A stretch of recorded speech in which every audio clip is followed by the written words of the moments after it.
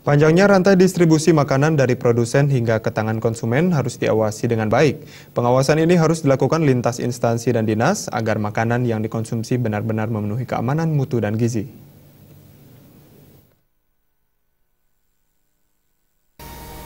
Kepala Balai Besar POM Endang Widowati mengatakan keluhan adanya makanan tidak sehat yang dikonsumsi masyarakat merupakan tanggung jawab bersama, tidak saja tugas Badan POM.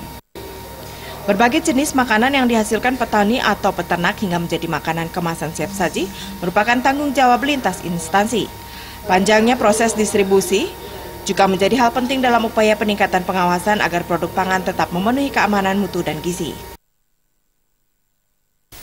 Turun di distributor dan retail yang besar-besar.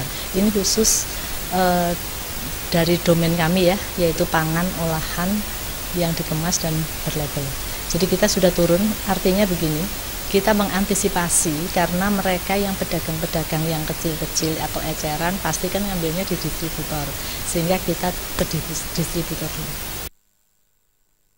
Untuk pangan kemasan berlebar, pengawasan akan dengan mudah dilakukan langsung di tempat produksi hingga pengawasan intensif di tingkat distributor dan retail.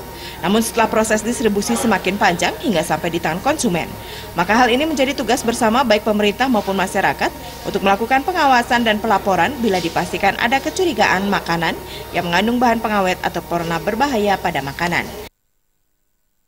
Suteja dan Winata, Bali TV.